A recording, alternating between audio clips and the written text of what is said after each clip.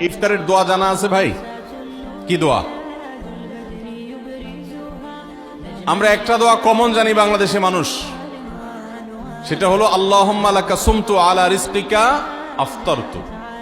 এটাও হাদিসে বর্ণিত হয়েছে, কিন্তু হাদিসের সনদ নিয়ে অনেকে কোনটা নিয়ে আলাপ তুলেছেন, প্রশ্ন তুলেছেন।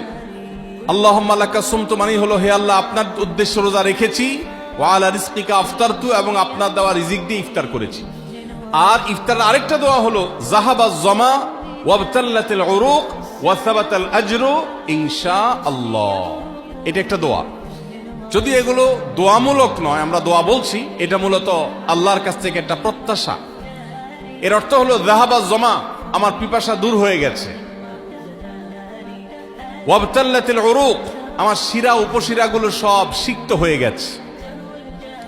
ওয়া সাবাতাল আজরু ইনশাআল্লাহ, এবং আল্লাহ চাহেন তো এই রোজার বিনিময় আমার সাব্যস্ত হয়ে গেছে আল্লাহর কাছে, এটা স্থির হয়ে গেছে। এটা হলো ইফতারের দোয়া। ইফতারের দোয়াটা কি ইফতারের আগে করব না পরে করব? ইফতারের দোয়াটা যারা ইফতারের আগে করার পক্ষে তারা হাত তোলেন। অল্প সংখ্যক মানুষ।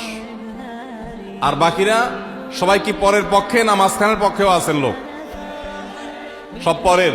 মাশাআল্লাহ, সব সূক্ষ্ম সূক্ষ্ম মাসআলা দেখি গাবতলী মানুষ জানে, মাশাআল্লাহ, অনেক অগ্রসর।